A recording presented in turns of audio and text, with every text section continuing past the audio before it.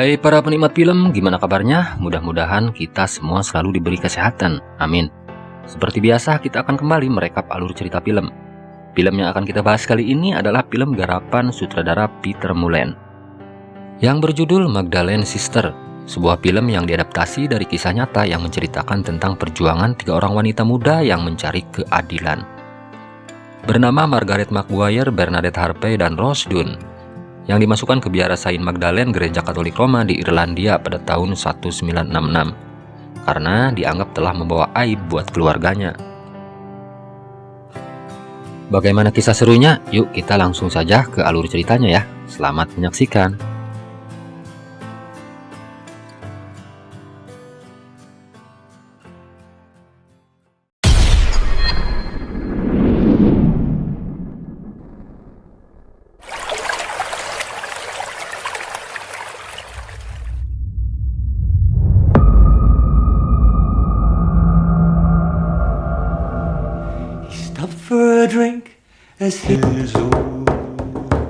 Film diawali dengan diperlihatkannya sebuah pesta pernikahan di kota Dublin, Irlandia yang terjadi pada tahun 1964.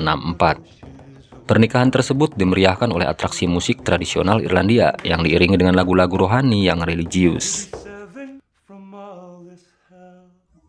Dia adalah Margaret Maguire, gadis cantik usia 18 tahun, yang lahir dari keluarga pengikut Ordo Magdalene, ordo religius individu di Irlandia. Margaret ikut dengan ibunya setelah sang ayah meninggal dunia saat umur Margaret masih berusia 3 tahun 6 bulan.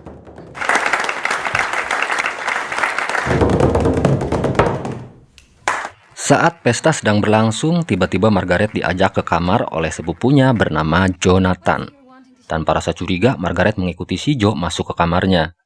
Namun kejadian tak mengenakan menimpa gadis cantik ini. Sepupunya si Jo ternyata dalam kondisi mabuk. Dia mengajak Margaret untuk melakukan hubungan terlarang. Tentu saja Margaret menolaknya. Dia pun mengusir si Jo keluar dari kamarnya. Namun sepupunya tersebut sepertinya sudah kebelet dan tak kuat membopong barang yang sudah menegang di celananya. Si Jo kembali masuk ke kamar Margaret. Dan kejadian naas pun akhirnya terjadi. Margaret tak berdaya saat sepupunya dengan beringas memperkosanya. Cuma dalam tempo 5 menit 1,2 detik, gadis cantik ini sudah hilang keperawanannya.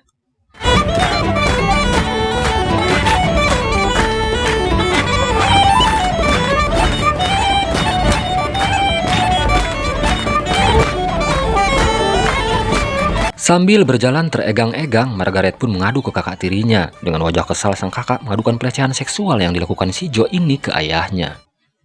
Sang ayah pun memanggil si Jo, anak dari saudaranya. Entah apa yang dibicarakan mereka, yang jelas keluarga Jo seakan tidak terima anaknya dituduh memperkosa sepupunya. Dan parahnya lagi, ayah tiri Margaret lebih percaya bualan Jo ponakannya. Ayah Margaret sepertinya ingin menutupi kejadian tersebut karena membawa aib buat keluarganya. Dan kemungkinan yang kedua, dia lebih berpihak ke saudara kandungnya, makanya dia lebih membela si Jo ponakannya ketimbang Margaret yang statusnya hanya sebagai anak tiri yang dibawa istrinya dari hasil pernikahan dengan mantan suaminya.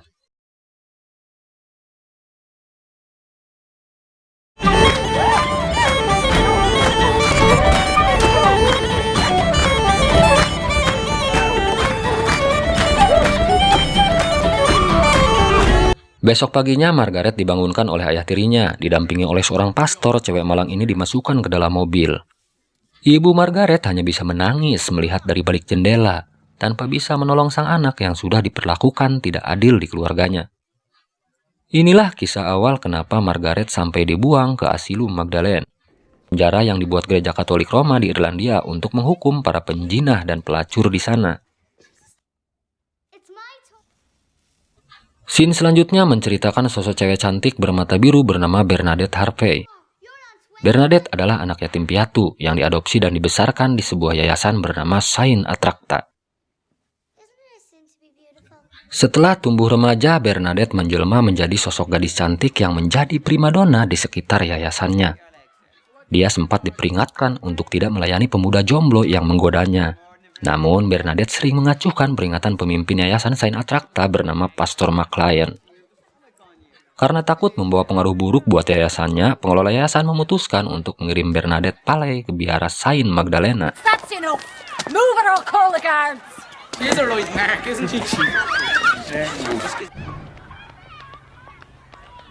Dan kisah terakhir datang dari sosok cewek cantik bernama Rose Dunn. Diceritakan kalau cewek ini hamil di luar nikah, dan pacarnya tidak mau bertanggung jawab untuk menikahinya. Pada akhirnya, Rose melahirkan bayi hasil dari hubungan di luar nikah. Mirisnya, orang tuanya tidak menerima bayi yang dilahirkan Rose anaknya. Mereka menganggap bayi tersebut pembawa aib buat keluarga besarnya. Bayi ini akhirnya diadopsi oleh seorang pastor gereja bernama Father Michael.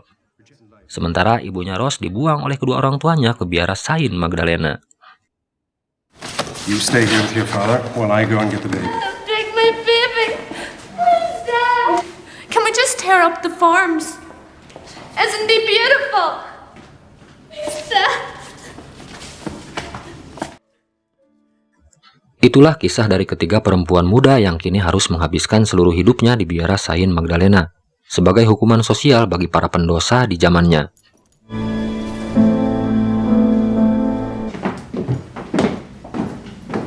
Biara Saint Magdalena atau sering juga disebut sebagai Asylum Magdalena didirikan di abad ke-18 sampai 20 akhir. Lokasinya tepat di Jalan Leeson Street di kota Dublin, Irlandia. Biara ini dikelola oleh Gereja Katolik Roma di Irlandia yang difungsikan untuk menjadi penjara sosial bagi hampir 30.000 wanita yang dianggap sebagai pelacur di kota Dublin. Biara ini juga sering disebut Magdalena Laundry oleh sebagian orang, karena selain menjadi tempat peribadatan dan penjara bagi para pelacur, biara ini juga telah lama mengoperasikan usaha laundry yang dikelola oleh para suster biara. Para pelacur tersebut akan dipekerjakan secara tidak manusiawi di rumah laundry Saint Magdalena. Dengan dalih sebagai simbol untuk membersihkan dan mensucikan tubuh mereka dari perbuatan dosa, ribuan wanita dikuras tenaganya untuk bekerja rodi di sana, tanpa mendapat imbalan ataupun gaji sepeser pun. Selain mendapat tekanan mental dan emosional, para wanita yang dikirim ke sana tidak sedikit yang mendapatkan kekerasan fisik, sehingga banyak yang mengalami trauma hebat dan berujung pada kematian yang mengenaskan. Setelah sampai di biara Saint Magdalena, Margaret, Rose, dan Bernadette langsung dipanggil kepala biara bernama Suster Bridget. Kepala biara ini memberitahukan aturan dan aktivitas apa saja yang akan dilakukan ketiga wanita cantik ini di dalam biara. Aktivitas utama yang dilakukan di biara ini adalah bekerja sebagai tukang laundry, usaha terselubung yang dikelola Gereja Katolik di Irlandia, yang berdalih mengatasnamakan agama untuk menunjang kebutuhan dan kesejahteraan para tahanan. Namun faktanya usaha ini hanya memperkaya pengelola biara pada zamannya. Here you may redeem yourself and God willing, Sister, eternal damnation. Breakfast is... Begitu selesai di briefing, Margaret, Rose, dan Bernadette langsung disuruh bekerja, bergabung dengan tahanan lain yang sudah duluan ada di sana. Now how would I know that? No? Come with me.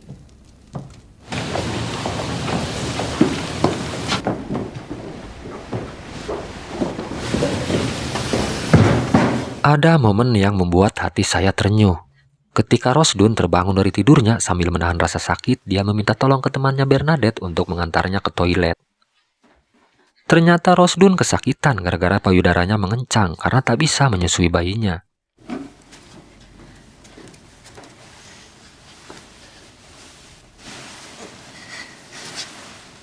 Suatu malam Margaret berencana untuk kabur dari biara, namun baru saja sampai di depan pintu tiba-tiba dia dikagetkan dengan teriakan seorang wanita yang diseret oleh ayahnya.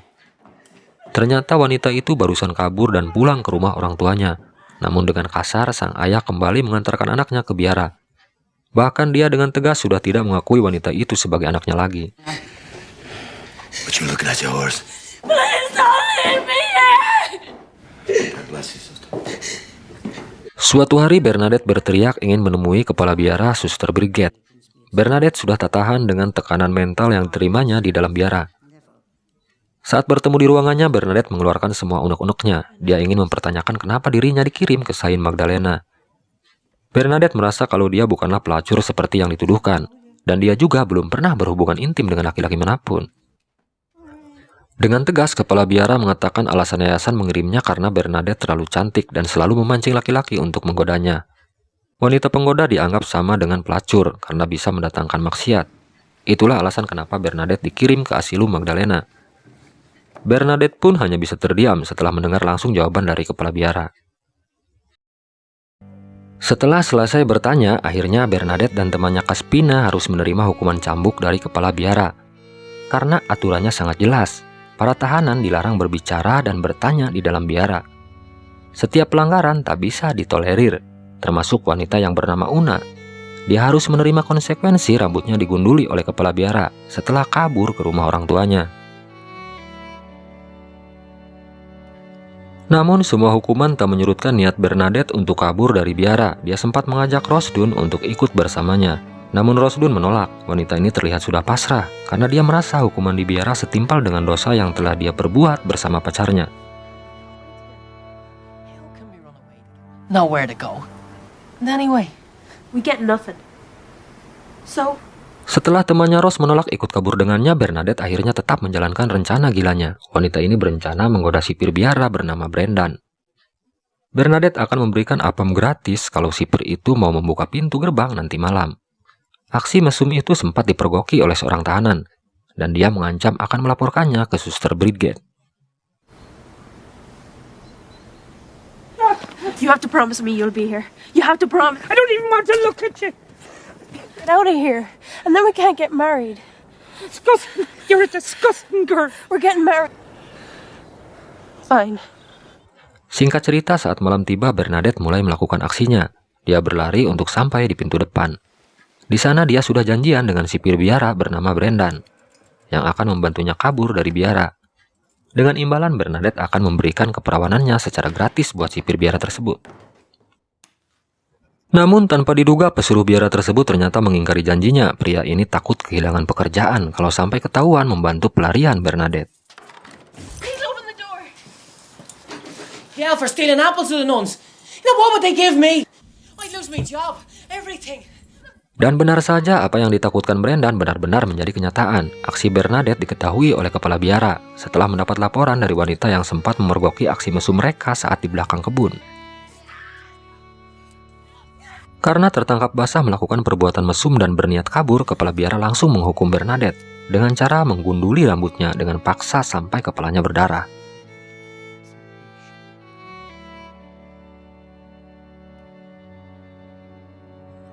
Ada satu momen di mana Bernadette dan teman-temannya dihukum dengan cara yang tidak manusiawi.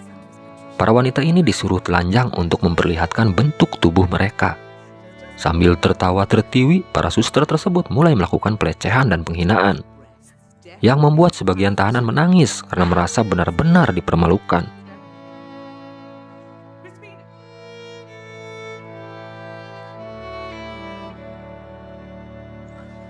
Banyak para wanita yang mulai sakit secara fisik dan kejiwaan karena begitu beratnya tekanan mental dan emosional yang mereka rasakan.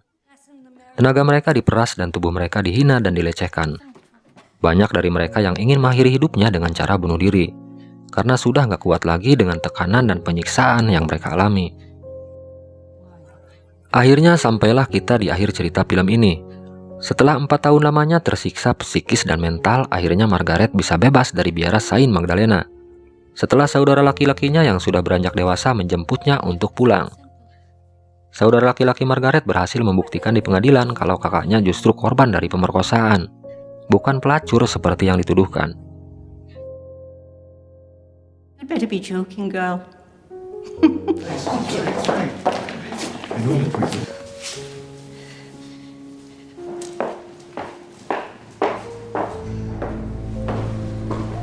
Sementara Caspina, teman terdekat Margaret di biara, akhirnya harus dipindahkan ke rumah sakit jiwa. Karena biara tersebut sudah tak mampu lagi merawat dan mengobati sakit mental yang diderita Caspina. But I thought if I gave it to you, who it was from. Well, wouldn't that be bloody stupid? Go on. Start. Setelah melakukan percobaan kabur untuk kedua kalinya, akhirnya Bernadette dan Rose Dunn berhasil keluar dari biara tersebut. Setelah berhasil mencuri kunci gerbang yang disimpan di ruangan kepala biara, aksi mereka sempat dipergoki oleh kepala biara, Suster Bridget. Sempat terjadi perkelahian antara Bernadette dengan kepala biara, namun akhirnya Suster Bridget tak bisa berkutik setelah Rose Dunn tahu kalau dia menyimpan uang hasil korupsi dari usaha laundry di biara, dan mengancam akan melaporkannya kalau kepala biara tersebut tetap kekeh menghalangi mereka untuk kabur dari biara.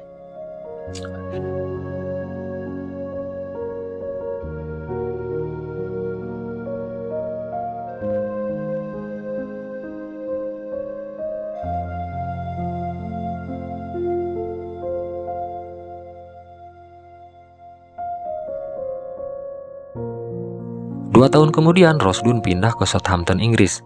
Dia menikah di sana dan mempunyai 2 orang putri. Dan akhirnya berhasil menemukan anaknya yang diadopsi pastor gereja pada tahun 1996. Sementara Bernadette ikut sekolah tata rias wajah di tempat saudaranya Rose Dunn, dan kemudian membuka usaha salon di selatan kota Dublin. Suatu ketika Bernadette tak sengaja bertemu dengan 2 suster Saint Magdalena yang dulu ikut memotong rambutnya saat dihukum oleh kepala biara. Namun kini para suster tersebut tak bisa lagi menyentuh Bernadette setelah wanita cantik ini bisa membuktikan kalau dia bisa menjadi orang baik dan pengusaha sukses kalau diberi kesempatan.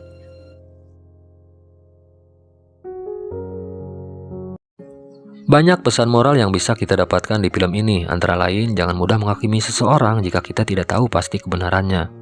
Karena sebuah kebenaran tidak akan pernah bisa ditutupi oleh kebohongan. Contohnya Margaret, dia akhirnya berhasil bebas tanpa harus capek-capek kabur dari biara. Karena dia yakin suatu saat Tuhan akan menolongnya. Karena dia bukan pelacur seperti yang dituduhkan. Dalam kondisi apapun, Tuhan sangat membenci orang yang berputus asa. Hidup adalah perjuangan. Jelek di mata orang lain belum tentu jelek di mata Tuhan. Setiap manusia pasti melakukan kesalahan. Dari kesalahan tersebut, Tuhan selalu memberikan kita kesempatan untuk berubah dan memperbaiki diri. Manusia akan menjadi pribadi yang lebih baik jika mau belajar dari hal buruk yang pernah dialaminya. Belajar dan terus belajar karena itu kunci utama agar kita bisa menjadi orang yang lebih baik ke depannya.